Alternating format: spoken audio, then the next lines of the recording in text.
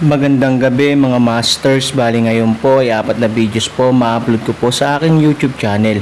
Tama nga mga masters, 4 na videos nga po ang ma-upload ko po. Yon, what's up mga masters? Nandito na naman tayo sa panibagong araw, panibagong kabanata na naman ang pagsasama-samahan natin ngayon guys.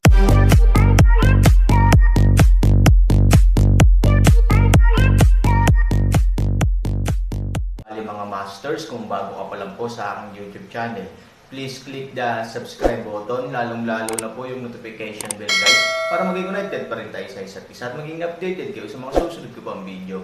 Bali mga masters, bago natin umpisahan ng kwento ay mag-shoutout po muna tayo para sa mga solid nating tagapakinig. Shoutout kay Robert Tolentino, shoutout kay Edgar Bustillo. Yun na nga mga masters, no? Bali hindi na ito patagalin. In 3, 2, 1, let's go! Mga master, magbabalik tayo sa pag-upload ng 4 na videos everyday simula ngayon araw. Salamat sa solid na pagsuporta mga master. Hindi nagtagal, pumasok sila sa kabundukan. Nakatayo sa paanan ng bundok, nakatingala, may sira-sirang templo sa kagubatan. Ang templo ay itim na ladrilyo at pulang baldosa, ngunit ito ay nalatag sa mahabang panahon.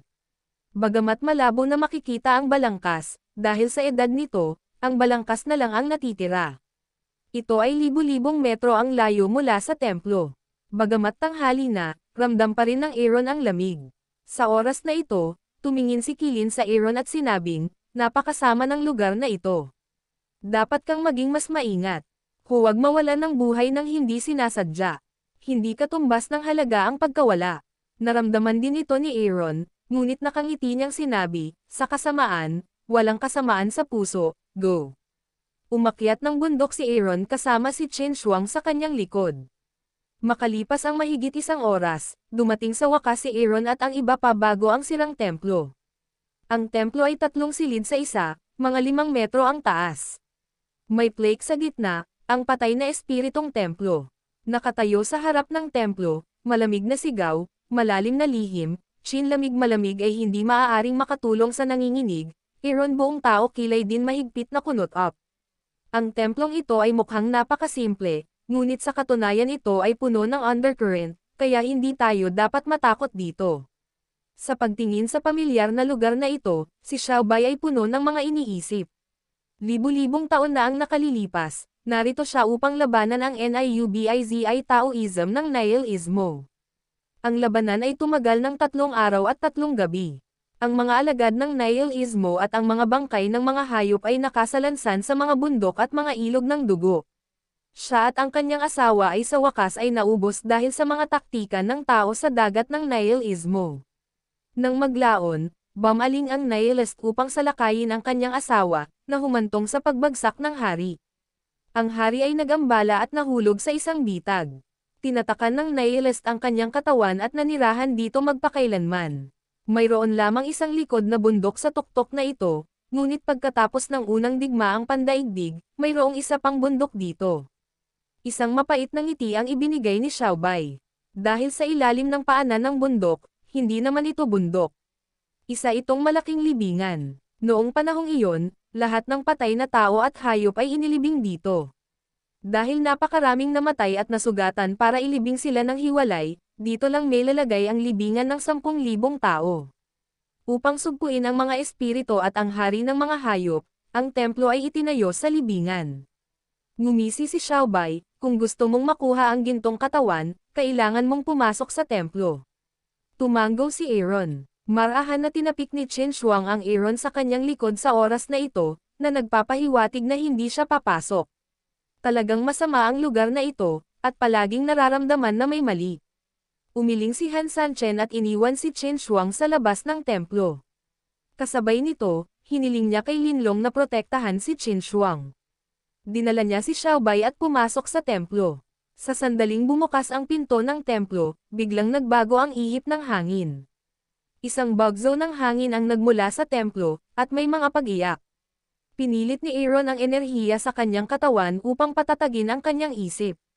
Hakbang sa templo, ang pinto ng templo ay biglang isasara, sa labas ng Chen Shuang kinakabahan Jade kamay ay hindi maaaring makatulong ngunit maunawaan ang kanyang mga damit, ang mga mata ay puno ng pag-aalala.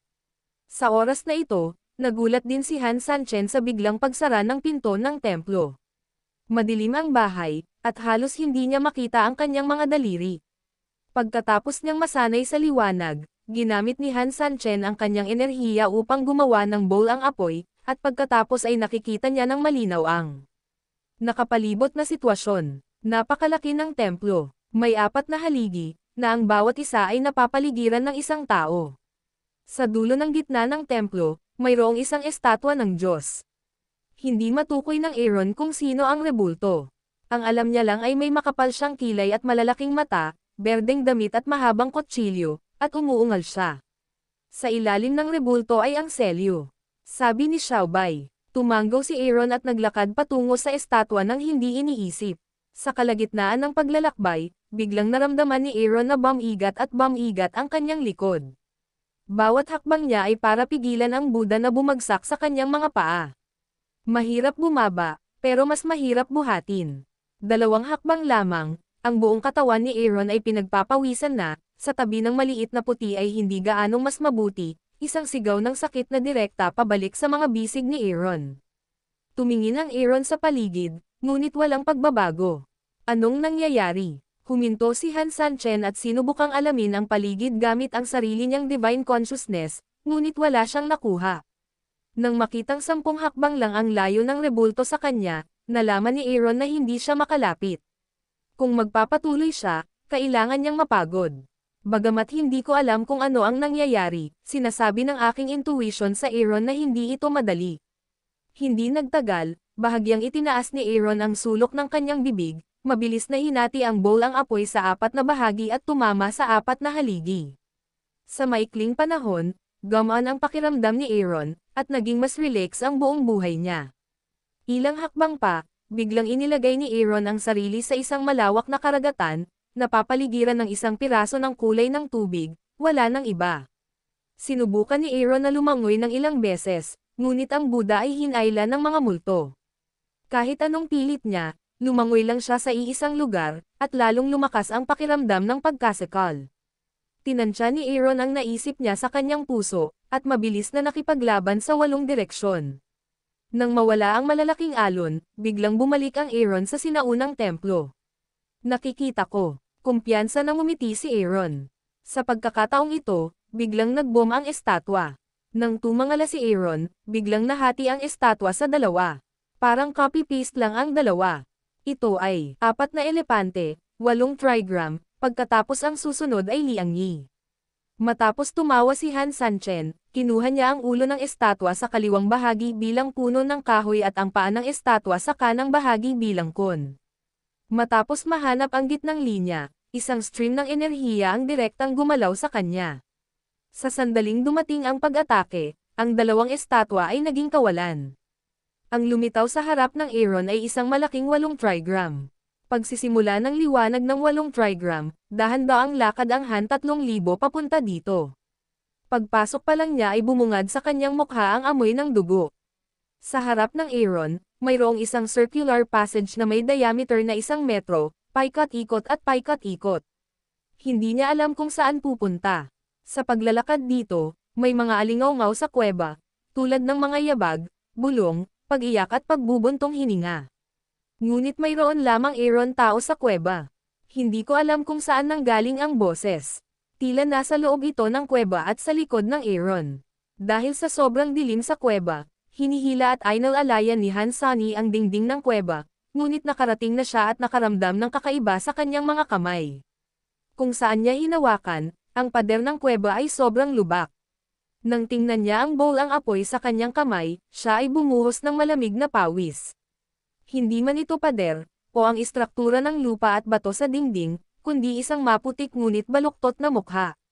Ang iba sa kanila ay tumatawa, ang iba ay sumisigaw, ang iba ay umiiyak, parang grupo ng mga lodge, na nagbubulungan ng perut par ito sa isa't isa. Si Aaron ay isang lalaking napakalakas ng pag-iisip, ngunit nang makita ang eksenang ito, hindi niya maiwasang muntik na itong iluwa. Dahil sa pagduduwal na ito, pinataas ni Aaron ang bilis ng pagpasok sa kuweba. Ilang sandali pa, biglang huminto si Aaron, dahil sa oras na ito ay bigla niyang napansin ang kanyang mga paa, may mga filament ng abo. Kung ang hula ay mabuti, ito ay dapat kapag kinuha ko ang apoy upang sumikat sa dingding ng kuweba, dahil natakot ako, at ang apoy ay yumanig ng kaunti at sumunog sa dingding. Ibig sabihin, pagkatapos ng mahabang pasikot-sikot, nasa 100 pa rin ako. Kalituhan. Sumimangot si Aaron. Pagkatapos, bumalik siya sa isang ngiti, hindi pumunta, dahan-daang umupo sa lugar. Ang kapayapaan ng isip ay natural. Aaron sa oras na ito ay itinapon ang lahat ng mga iniisip, sa isang estado ng pagmumuni-muni. Ilang sandali pa, biglang may ilaw sa harapan niya. Ang Aaron ay bumalik muli sa templo. Gayunpaman, kahit na ang templo ngayon ay kapareho ng templo ngayon, ang ningning ay ganap na 2 sukdulan. Ang kuweba ay malalim at paikot-ikot, at ang mga dingding ay puno ng mga mukha. Kahit gaano katapang ang mga tao, natatakot at naiinis sila sa ganoong klase ng kapaligiran. Kaya naman, dapat gusto niyang umalis doon ng mabilis. Ngunit kapag mas tumakas ka, mas madalas na hindi mo magagawa. 2,000 bumalik sa isa, 3,000 napapanahon na maunawaan ang katotohanan ito, kaya sa lalong madaling panahon sarado ang kanyang isip, puso ng walang distractions. Kahit na si Aaron ay hindi isang malakas na tao, siya ay higit na mataas sa mga ordinaryong tao sa isip, espiritu at kalooban. Bilang karagdagan, ang Aaron ay napakatalino at mayroong lahat ng uri ng pakikipagsapalaran. Sa mata ng mga ordinaryong tao, napakahirap gumawa ng 4 na imahe at 8 trigram. Ngunit para sa Aaron, ito ay isang paglutas lamang ng problema. Gold body. Master, ito ang gold body ko. Sa tuktok ng templo, isang kalansay ng tao ang nakatayo doon. Ang buong katawan nito ay gawa sa ginto, na tinatalyan ng pulang sinulid na seda, at ang 7 acupoint nito ay tinatakan ng dilaw na mga anteng-anteng. Hindi ba lalaki yan? Aaron. Kakaibang paraan. Master, nagsasanay ako hanggang sa hindi ako mamatay. Mahirap bang isipin ang aking personal na anyo? Xiaobai daw. Biglang tumawa si Aaron, kaya, isa kang orc, at hinding-hindi ka magiging alipin maliban kung balot ka. Tumingin si Xiaobai kay Aaron na may gulo na mukha. Hindi niya naintindihan at hindi nag-abalang intindihin. Itinuro niya ang gintong katawan at sinabing, pupunta ako at titingnan muna. Kasabay nito, direktang sumugod si Xiaobai patungo sa gintong katawan. Pagdating niya sa gitna ng 4 na haligi, biglang kumulog sa templo. Isang lilang kulog ang bumagsak mula sa bubong at tumama kay Xiaobai. Boom! Bagamat si Xiaobai ay may supernatural na kahulugan ng Superman, hindi siya makaiwas sa harap ng biglaang lilang kidlat, at siya ay nabigla. Wala siyang pag-aalinlangan na kung tatamaan siya ng kulog na ito, muli siyang mapupunta sa reincarnation. Ngunit sa oras na ito, ang Aaron ay biglang sumugod, ang kamay ng palakol ay isang bloke, ang kidlat at ang palakol ay agad na nag-away sa isa't isa, ang malaking presyon ay biglang nagpalabas ng Aaron na may palakol na malamig na pawis. Guro, maliit na puting bumalik ang isang mata upang makita, ang pagtingin sa 3,000 ay nagdadala ng susunod na lilang kulog para sa sarili, 1 oras na natigilan si Leng sa kinalalagyan. Tumatakbo sa lugar na ito, si Xiaobai ay may sariling abacus, iyon ay upang subukang tulungan siyang makarating sa templo at mahanap ang gintong katawan sa pamamagitan ni Han Sanchen. Hinahanap niya si Jin Shen hindi para kay Qin Shuang, kundi para sa sarili niyang lakas. Sa pares ng matigas na gintong katawan na iyon at sa sarili niyang divine sense, kahit na hindi niya mabawi ang kanyang heyday, maaari siyang maging eksperto. Sa oras na iyon, maaari mong alisin ang Aaron at bumalik sa iyong hari. Ngunit si Xiaobai, na nag-aakalang dumaan na siya sa ilang mga organo at nakatitiyak na magiging maayos ang lahat, ay labis na sabik na mapansin na mayroon pang mga organo sa templo. At ito ay isang kakilakilabot na kulog. Pangupalakol. Sa oras na ito, biglang narinig ng templo ang mataas na boses. Ang mataas na tono ng boses ay napakalakas at puno ng katamtamang hangin, maaari pa itong bilugan ang sinag sa loob ng mahabang panahon sa templo, na may patuloy na echo. Tianzang Prodigy, Tianzang Prodigy, nature talaga. Naghihintay lang ako ng taong nakatadhana, pero hindi ko inaasahan na maghihintay ako ng makakasakay sa akin. Yun na nga mga masters, no? Bali panibagong kabanata na naman yung natapos natin ngayong gabi. Muli, maraming salamat po.